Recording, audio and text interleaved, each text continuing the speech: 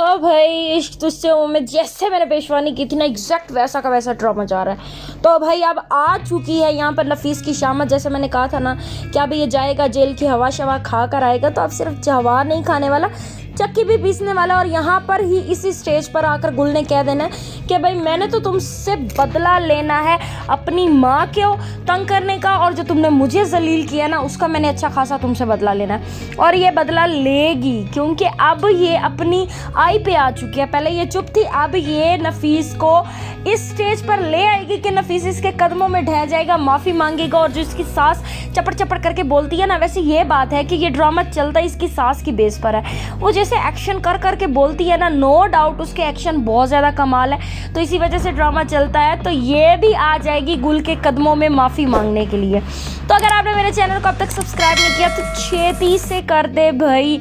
पता है क्या, मुझे ऐसा लगता है कि सबसे ज़्यादा खुशी का पॉइंट वही होता है जब आपका दुश्मन ना तकलीफ़ में होता है। मतलब कि इस तरह की तकलीफ़ नहीं, अल्लाह माफ़ करे, अब सब लोग मुझे बुरा भला ना कहना शुरू कर देना।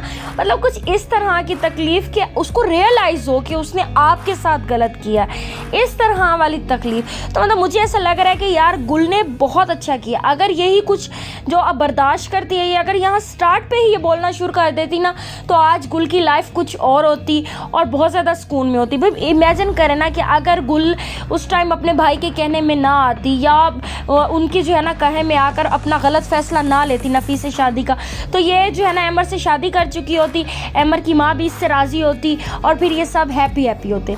लेकिन अब भी अमर की माँ राज़ी होने वाली है, क्योंकि जिस स्टेज पर यहाँ गुल और उसका बच्चा खड़ा था और सब थे, अमर की तबीयत ख़राब है, इसी स्टेज पे अमर ने अपनी माँ को कहना है कि आप गुल को माफ़ कर दे। और इसी स्टेज पे आकर वो गुल को माफ़ भी कर देगी, सिर्फ़ और सिर्फ अपने बेटे की वजह से।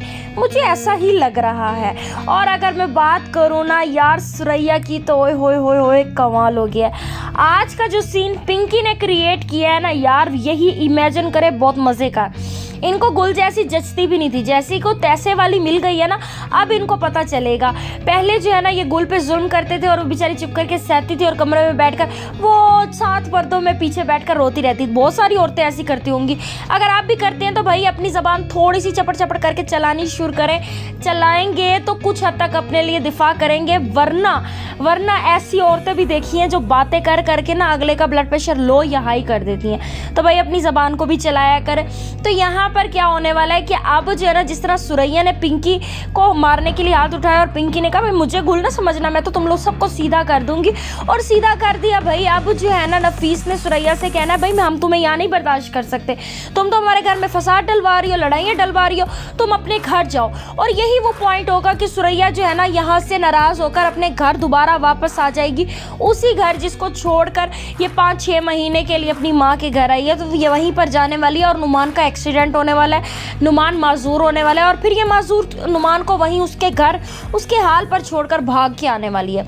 मुझे इस स्टोरी का ये एंड यही लग रहा है, लेकिन आपने मुझे बताना है कि यार आपको मेरी बताई स्टोरी कैसी लगी है। उम्मीद करते हैं आपको मेरी वीडियो अच्छी लगी होगी। अगर अच्छी लगे तो लाइक शेयर सब्सक्राइब करना बिल्कुल भी नहीं भूलना यार। प्यारे प्यारे से कमेंट मुझे ज़रूर कर दिया करो।